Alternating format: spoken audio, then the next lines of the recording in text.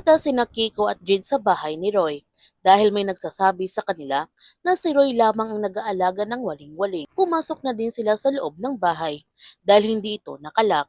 Sa kanilang pagpasok sa loob, nagulat naman sila nung nakita nila ang waling-waling. Pinasok naman ni Jade ang isang silid at nagulat siya nito nung nakita niya ang dami palang halamang waling-waling na inaalagaan ni Roy. Sa sobrang dami nito, nakakaramdam na nga si Jade ng takot hanggang binuksan ni Jade ang isang kabinet at laking gulat na lamang niya nung nakita niya ang mga litrato ng kanyang ina at may kasama pang mga damit ni Freda na inilagay ni Roy sa kabinet. At sa hindi inaasahan, nakita ni Jade ang litrato nila Mike at kanyang mga magulang at binutasan pa ni Roy ang mga mukha nila Mike at Federico. Kaya labis na nga ang takot na nararamdaman ni Jade at tinawag niya kaagad si Kiko. Sa pagdating ni Kiko sa kinaroonan ni Jade, nagulat din siya nung nakita niya ang litrato.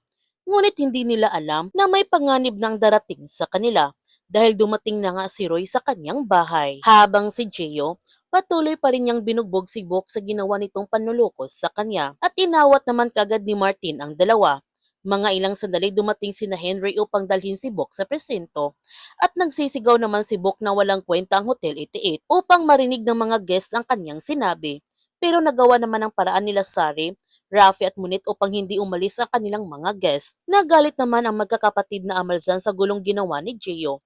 Kahit anong paliwanag ni Gio na hindi niya alam kung paano nalaman ni Bok ang Hotel 88. Pero hindi naniniwala ang mga Almazan nito. Kaya nagtataka sina Gio at Martin kung bakit galit pa rin ang mga Almazan sa kanila. Sila na nga ang nagsabi na kalimutan na nila ang kanilang hidwaan.